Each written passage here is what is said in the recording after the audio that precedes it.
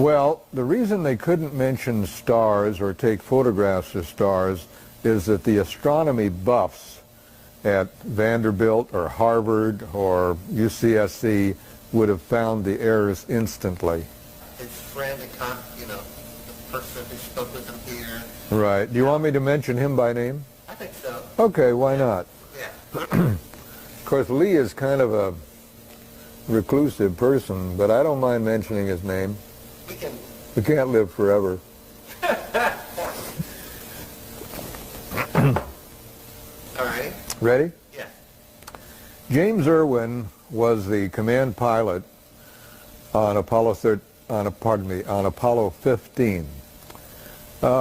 James, after his return from the moon, became a born-again Christian. At one point, he came to Nashville, Tennessee to give a lecture on Christianity and his conversion there too. And at that time, he met a local Nashville resident by the name of Lee Galvani. Well, Lee implored James Irwin to confess, to tell the truth about the Apollo hoax, of which Lee was convinced. Well, evidently, he made some inroads into Jim Irwin's conscience, because in August of 1991, James Irwin called me at my home. And he said, I understand you've written a book called We Never Went to the Moon. He says, come to think of it, this phone could be tapped. He says, I want you to call me at my home on Friday in Colorado Springs, Colorado.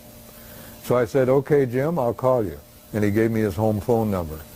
Well, when I called him on Friday, James Irwin was dead. He had died of a heart attack.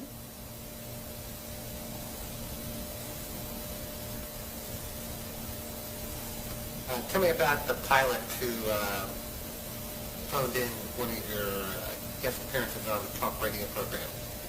Oh, while I was on a radio show concerning Apollo, an airline pilot called me and he said, Bill, I think you're right, because while I was traveling from San Francisco to Tokyo, we saw a C-5A drop a capsule out of its cargo hold. The three orange parachutes opened and it descended toward the ocean. And even though we were traveling at about 550 knots, we followed this descent as long as we could. When the command capsule returns to Earth, the atmosphere causes it to become red hot due to friction at high speed. Well, when a command capsule strikes an ocean, which is about 50 degrees Fahrenheit, this red hot capsule should have turned a large volume of seawater into steam instantly, just like when you pour water into a hot pot on the stove, it's called flashing into steam. But in all of the photographs showing the capsule hitting the water, there's no indication whatsoever of any steam, of any indication that the capsule was really red hot. On December 7th, 1975, I was invited to discuss my book at radio station KOME in San Jose, California. The moderator or talk show host was Victor Bach. About halfway through the broadcast, the engineer came into the control room, or the room where we were giving our information, and he said, we're off the air.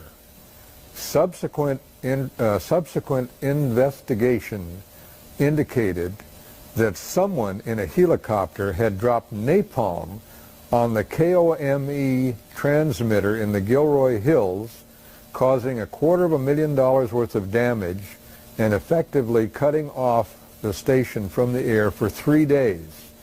Well, police came to the station and offered us police protection because callers into the station said, what happened to you? You had this fellow on about we never went to the moon, and suddenly your radio station goes off the air. So to me, this was the first real-life indication that there was somebody that didn't want me to tell this story.